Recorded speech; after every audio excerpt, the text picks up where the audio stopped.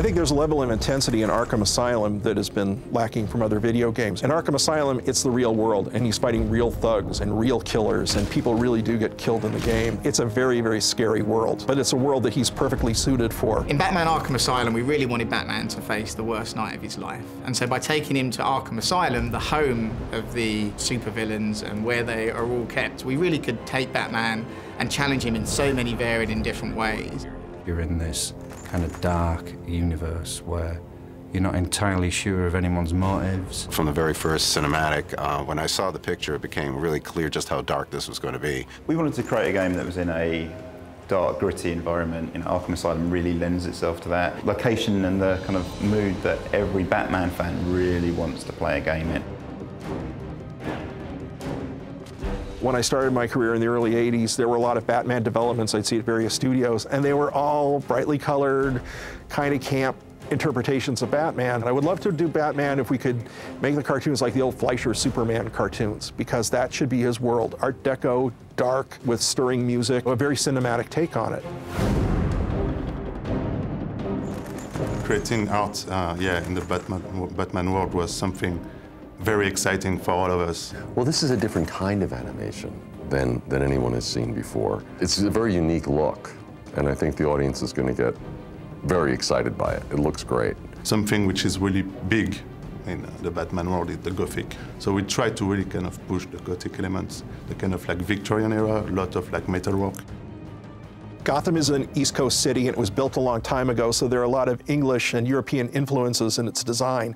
And that was perfectly captured, and I think that's very appropriate, because Arkham is really bedlam, and it really does have the look of an old madhouse. Inside, you know, there are some very sleek areas, there are some very steampunk-looking areas, but Arkham is really an old mansion. Well, through the different buildings, we really try to recreate some kind of history even through those buildings. So if you're going from like Gothic to more kind of like Victorian era, where it's going with a lot of metalwork, a lot kind of like creepy Frankenstein contraptions. We added a lot of kind of gritty, moody medical contraptions, and slowly we just saw it come into life. The first thing we did is we just dived straight into the comic book history. You know, we bought everything we could get our hands on. We just piled up a massive stash of comics and just read through them all to really get a feel for this character. We read up a lot of reference about the Batman universe, and we made sure that we stuck to sort of things that are already in the universe, but we slightly changed them to bring our interpretation of it into life. I think everyone's going to be happy with what we've done. There's not going to be people saying, no, it shouldn't be like this, it should be like that. They'll say, yeah, that works. I think it's also got kind of a dual audience. And one way we're using a lot of elements that maybe the comic book readers wouldn't get, but also we've got a lot of kind of little features in there where big Batman fans would enjoy and be able to spot. But it's also for the people that aren't big Batman fans, and they can also sit back and just enjoy the story. The reason he resonates with audiences so much is because he's got no superpowers. Because he's just a man, he could literally be every man. Okay, he has all the gadgets and the access to technology and perhaps things that your average man wouldn't have, but he is just a man. I don't like it. I think people relate to him so well because he's got that public-private dynamic, that struggle that goes on with him. All of us have a public face and a private face. We all have a private persona that we think, you know, is the world doesn't see. And so I think people relate to the character well that way. Batman, I think, much more than a character like Superman, is sort of a wish fulfillment, because you've got anonymity thanks to your costume and, you know, cool car and gadgets. I think kids want to do that. You know, they start off loving masked heroes, and wouldn't it be fun if I could do that? And I think it's just an extension that we carry through adulthood. We're at the moment now where we're thinking, God, I hope we can do this. I mean, I know we can, but now we have to. Rocksteady taking on that challenge, you know, it's half exciting and half terrifying. You know, the burden's out there that the world wants a great Batman game, and to be honest, we all want a great Batman game. So that's, you know, that's the inspiration as well for us, is that it just deserves, he's such a cultural icon, he deserves a game to match. A lot of people at work say, don't read the forums, but I just get addicted to reading them. I read them and it says, Arkham Asylum, I can't wait to get it. A lot of people say, bought, sold, yeah, we're going to buy this, and it really makes me excited. I can't wait for it to come out.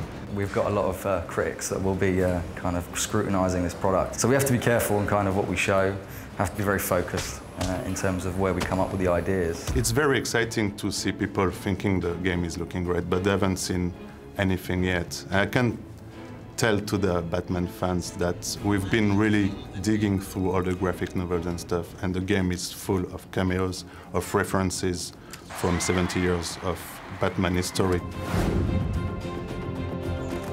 This game has its roots buried really deep in the history of Batman, and that affects all the characters. Well, the great thing about Arkham Asylum as a location is that all of the major villains in the Batman universe have been there at one moment or other over the last, 70 years. So it's very easy to justify why Poison Ivy's there, why Bane's there, why Joker's there. Not so tight, boys. You'll crease the suit. Gotham is a unique city, and it's populated by unique supervillains. And you just can't send these guys to a regular jail. You need a location that matches their twisted nature. So Arkham Asylum was created as this hospital for the criminally insane, and only the worst and the craziest of the criminals were sent there. When you play the game, you can follow the story, but the more you know about Batman, the more this game's going to give to you. Most of the voices, for example, are considered the archetypal Batman voices. So we have Kevin Conroy as Batman, we have Mark Hamill as Joker, and when we recorded them, they just added a level that was unbelievable to the game. What they deliver is, because they've kind of done it before, they always have their own vision for it, which kind of lends itself very well to what we're doing coming from the comic and graphic novel side. What took you so long? They're playing characters that you've heard them play before, but we're not that game. We're a darker game. Batman is a very special experience for me. He's just a very special character. What are you doing? Someone get over there.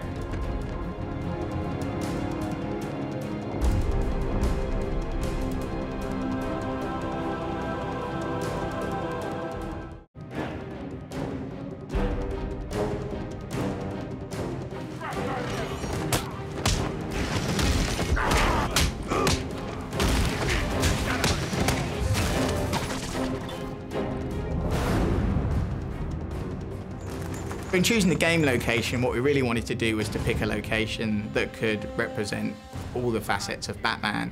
Some of the books, some of the comics, they actually put Arkham Asylum on an island, and we thought that would be absolutely fantastic for our game as a whole. You can see Gotham in the horizon, I mean the city skyline, but the entire part of the game is based in the Arkham Asylum. And Arkham Asylum as well is such a critical location in the history of the Batman universe. It's such a kind of central heartbeat where everything passes through. When you come out of maximum security, and it's the first time you see the overworld, and Arkham Asylum is just there in front of you, this huge, beautiful building. It's really epic. We wanted to have different places which represented all of the different parts of Arkham. The Batcave was one of the more important environments for us to get right as environment artists, and it's also one of the more important environments for Batman himself. That's where all his weapons are. That's where he does his forensic, his comms, things like that. They created like a medical wing, so you go there, it's looking completely different. So you're going from like Gothic to more kind of like Victorian. And then areas like the gardens, which kind of represent more the hope of Arkham. So you have this lovely balance throughout the environment. One of the things we really wanted to do with this story is, as long as we've got Arkham Asylum as our theater, so to speak, we were going to cast it with his greatest villain, kind of like an ultimate Batman fighting scenario. So you're going to put him in a box, even if it's a relatively huge box, and fill it with threats he just can't escape from, his worst enemies of all time, the most violent, most unhinged, most nasty criminals he can fight. There's at least 30 or 40 characters that we've built for the game so far. When we started, we looked at who were the coolest villains that we really wanted to be in the game. Being at Arkham Asylum made it quite easy to put all of them in if we wanted. And then we looked at what would make the best gameplay, what would please the fans, started there and then just went for it. We really wanted to choose villains who would push Batman in completely different directions. So we wanted villains who would really challenge the kind of psychological abilities of Batman. That's such an important part of the character that get missed. The detective aspects of Batman, the physical aspects, obviously that's a massive element of Batman, his navigation skills. A lot of villains from the Batman universe are present. So you can see Joker, you can see... Poison Ivy, Bane, Killer Croc. Of course, we've got a brilliant design of Harley Quinn. One of the things that really scared me the most was when I saw the models for the Blackgate prisoners who were put into Arkham Asylum. These guys were so big and so massive and so brutal, I didn't even want to look at them. Also, we use a character called Victor Zsasz in the game, who's the closest probably the real world has to a super criminal. There's an element of fantasy to everybody else. Yes, Croc is big and powerful and reptilian, but you're not really going to see anybody like that in real life. Victor Zsasz, you might see in real life, and you don't want to. The nature of the villains in the Batman universe are that they don't necessarily want to work with Joker. You know, they've all got their own agendas. You know, most of them are lunatics or people who really just want to kill Batman. So, although Joker is in control, it doesn't always go his way.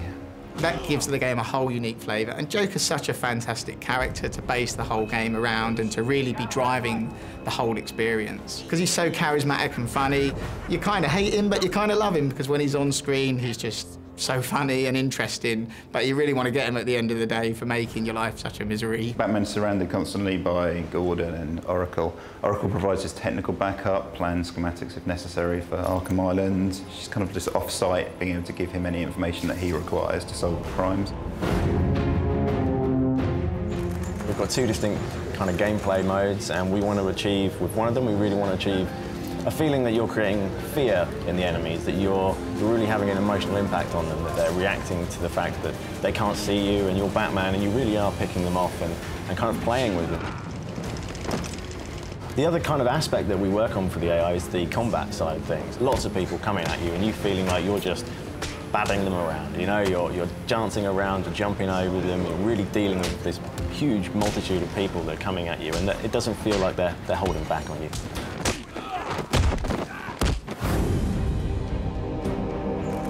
In Batman Arkham Asylum, we tried to create quite a complex, deep story where more's happening behind the scenes than you imagine.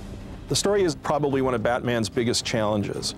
While delivering the Joker back to Arkham, Batman finds himself in the middle of essentially a prison riot, which has been orchestrated by the Joker to specifically happen when Batman is returning him to the asylum. The whole thing is a massive setup, and it's Batman alone against an army of criminals, psychotics, and supervillains. Begging to be slaughtered! Well, there's so many awesome areas in the game. One of these areas are the catacombs. It's a labyrinth of sort of dark tunnels, cave areas where the Croc lives. We've got a cross. It looks so good that you can almost taste the moisture. You can see it on your screen. It's that gritty, that dirty. You can go in the sewers, you can go in the cells. You got a penitentiary building as well. You go in the caves, and of course you can just run everywhere you want, because it's quite an open world. The whole game is persistent. There are no loading screens in the game at all. As you move around the game, you're in a completely persistent world, and that's really important to us, because it's important this feels like a real place. Hidden throughout the island as well are hundreds of secrets that you can move around and explore and get rewarded with. So the more you explore, the more the game's going to give back to you. There are a lot of objects that Batman has in the game, the bat claw and the grappling hook. Batman, again, a huge arsenal of gadgets to choose from. We really wanted gadgets that represented not only Batman's navigational skills, but also gadgets that allowed Batman to interact in new ways with the enemies in combat and also in Predator as he's moving around. A couple of examples of those gadgets would be the line launcher. So you have a gadget which you can fire, which fires like a horizontal zip line that Batman can fly along across anywhere in the game. He can use this. And it's great for traversing gaps that you couldn't normally get across, but it's also great if you've got like 3 enemies in a row and you can fire it above their head and zip line down it and knock all those enemies out in one move. Some of the other gadgets that Batman's got include obviously his Batarang. It's really important that he has a limitless supply of Batarangs. He's moving around, he's Batman, so obviously he can pull out the Batarang and use that at any time. One of the other gadgets is the explosive gel, and you can get the explosive gel to blast through structurally weak walls. But even better than that, he can lay traps, so he'll put this explosive gel on the walls, the floors, the ceilings, wait until the guys come along, and then he'll set it off, and all the shrapnel from the blowing up wall takes them out, and it's really satisfying to do stuff like that. It's great fun.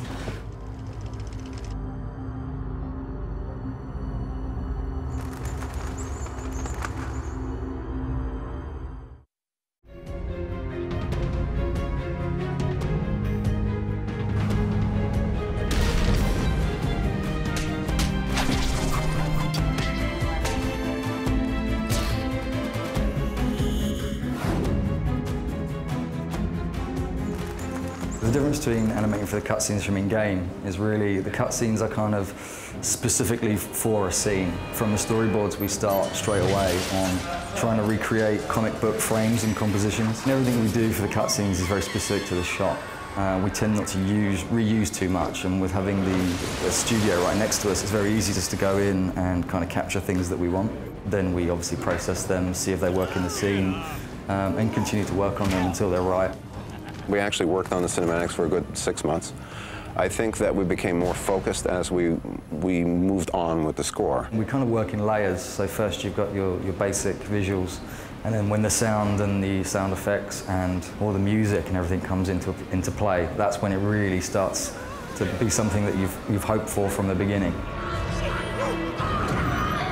We had to produce not only, it wasn't only double the amount of animation that we would have had in previous titles, it's probably 10 times more, and the quality bar has really gone up now. There's a clear difference between in-game and cutscene animations. The cutscene team have to animate to the camera so they can accentuate key poses, silhouettes, and make it all work just for the camera angle, whereas in-game, it's more about making it work as a whole so the player can see it from all different angles, so you need to make sure that you animate every single part of the body. With us, we don't have much time to do anticipation moves. If he needs to jump somewhere, it does need to be instantaneous. He can't have a long anticipation and then jump, because it has to be quite responsive for the player.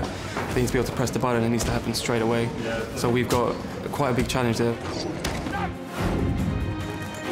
When we started the project, that we wanted quality to be, paramount. It had to be paramount because people love the characters. We wanted to do something that took from every great visual interpretation of Batman.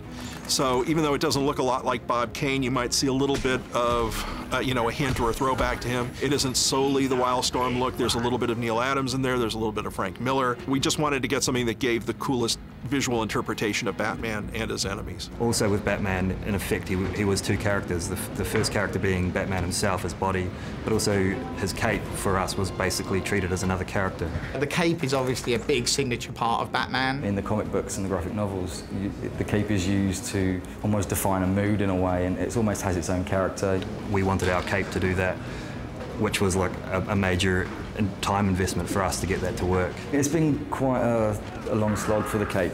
It's quite a technical thing to get right. But we're really happy with how it worked out. Also with the cape, we wanted it to chart Batman's journey through the game.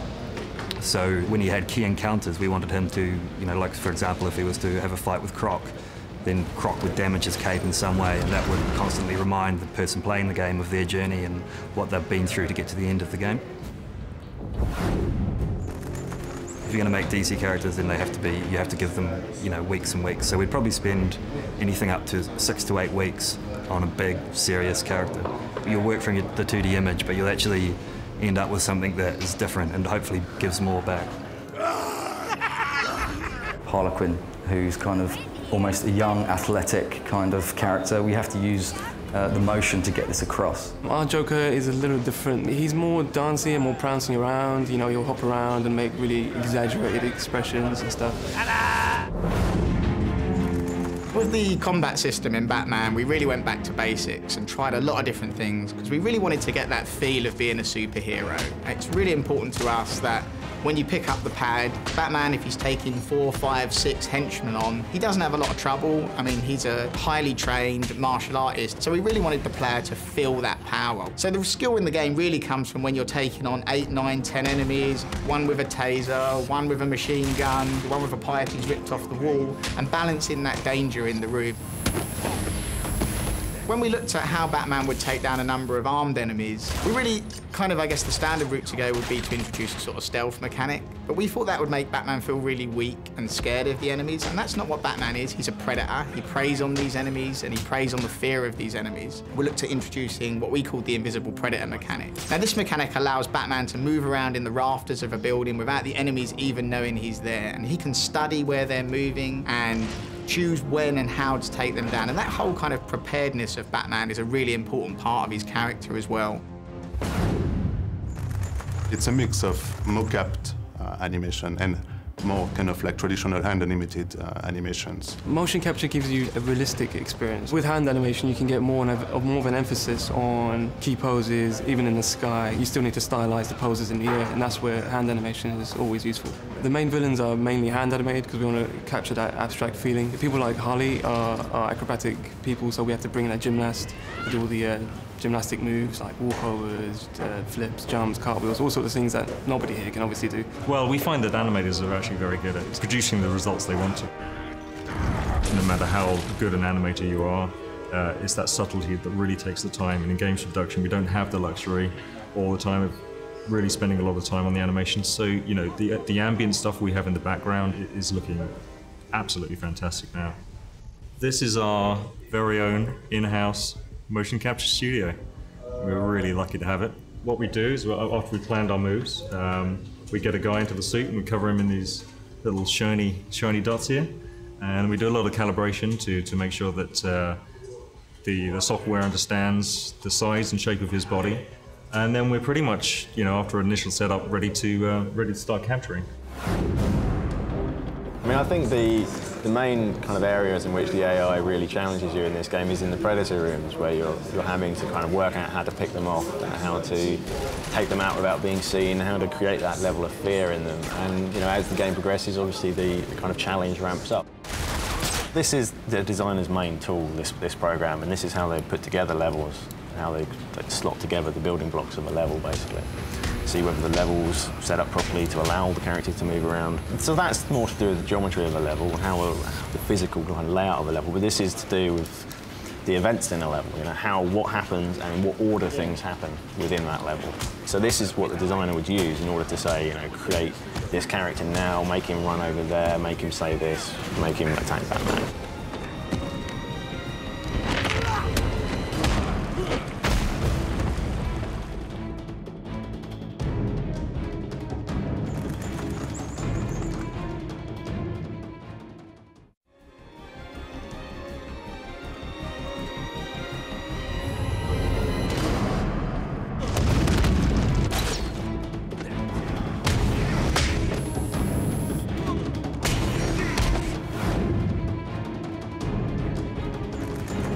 As far as working with Nick, it's been a pleasure. The only interesting thing is, as I deliver a piece at 2 in the morning, he's just arriving. So we get stuff back in the morning from Ron, you know, music for a cutscene or something, or a bit of in-game music. We can get it in, we can have a look at it, we can get the feedback to him, and get another version by the next day.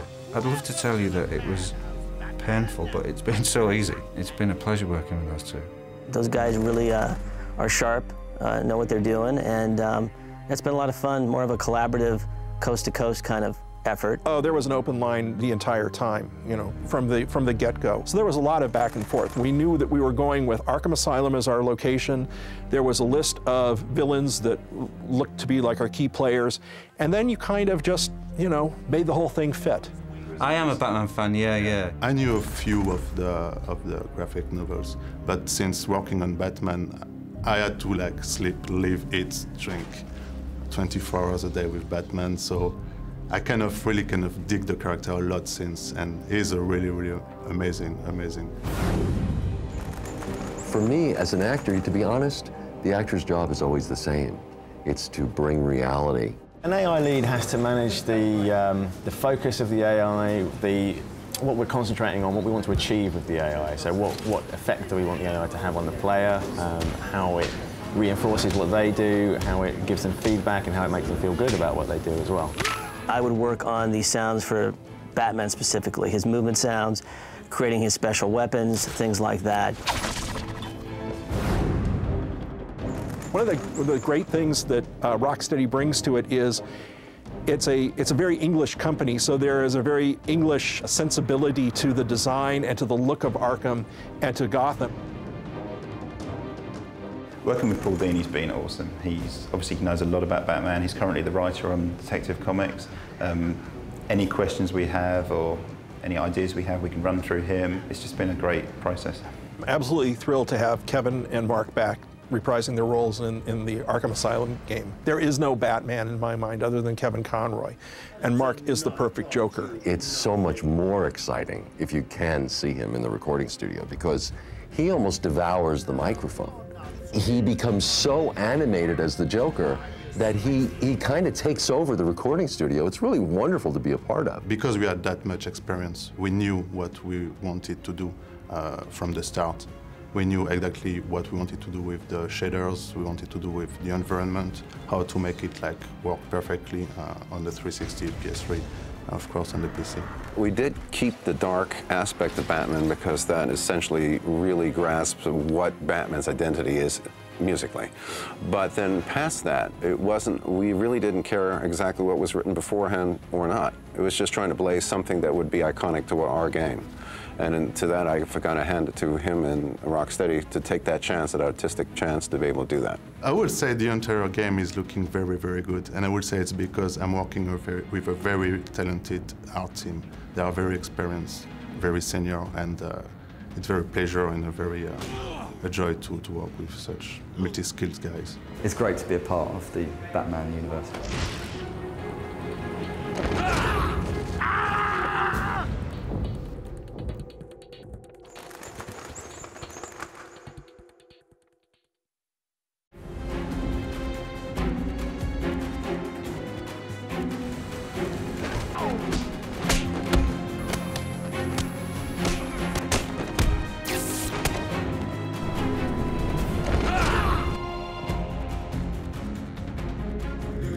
Sound is going to play in the living room of millions of people. I mean, literally in the living room. It's going to appear in their living room. So it's got to make them feel that they are Batman. Sound-wise, I think, again, we're trying to put that reality on them and make them feel kind of a little bit of grit to them, almost a little dirty, because that's kind of real. It had its own personality, and I kind of liked that because it wasn't trying to copy anything or be a movie. It was actually trying to make a good game, and it was more story and character driven. Probably for about 2/3 of the game, you're not entirely sure where you're headed with this, and so it's got to make the player feel uneasy. Even like the simpler sounds like rain, those kind of relatively mundane sounds are the ones, like a light buzzing, they're the ones that can really freak people out the most.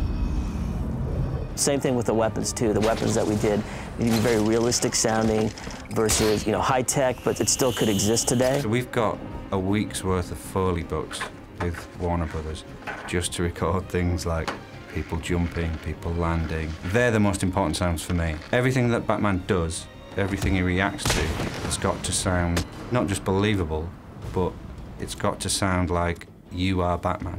It's got to put you in the shoes of Batman. You know you want to. Since this is a case where everything's made up, it's not like you went out and recorded Batman out in the field. We have to add all that stuff and blend it so that it actually feels real. What do you hear? What kind of would capture the emotion? So computers kind of allow us to create kind of an audio junk sculpture, so to speak.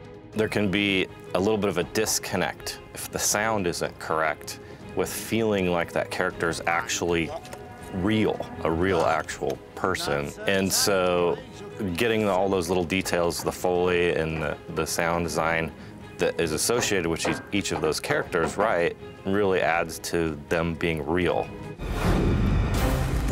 What we're trying to do is to create the best video game score for a Batman game. The initial idea actually was not to write anything that was very similar to Hans Zimmer, Danny Elfman, or James Newton Howard. So of course that left a big wide open space for us to discuss what exactly we're going to do. I'm quite interested in lots of music, kind of contemporary classical music. And there's lots of, obviously it's set in an asylum. There's lots of textures that we can lift from that kind of music that really suits the atmosphere of an asylum. Composers like Penderecki and Silvestrov and Cancelli, they kind of create really extreme orchestral textures in a completely different context. Kind of like horror music in a way. It's contemporary classical concert music.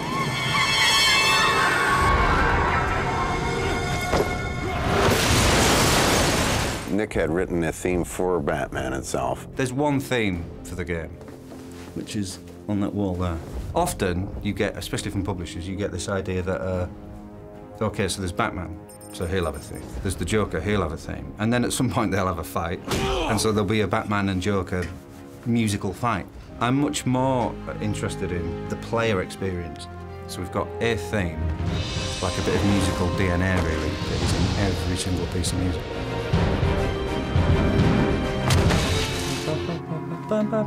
Is our theme. Get up! Now! It's our theme as well. We tried to get it into everything. That's the plan.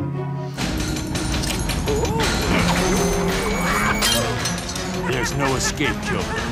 I will find you. Every instrumental hue is like, if it was a colour, it would be like reflective of the colours we've chosen there.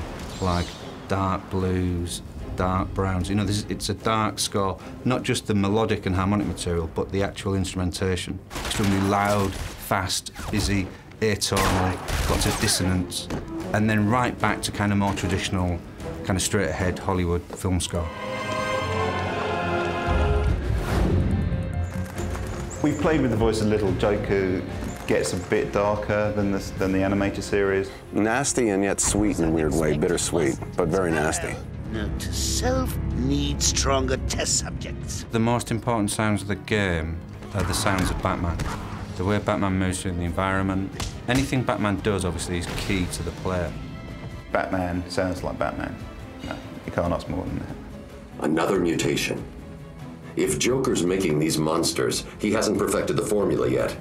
I need to hurry. Well, in here, it's a few days of just me, and that's, you know, 6 to 8 hours a day. In a half-an-hour show, it's a 2-hour booking session with 8 actors. Just today, we were in here for hours doing only my lines. That's much more than you'd ever do in a half-an-hour animated show, because there's never only one character. So there's a lot more work involved in these, but it's worth it.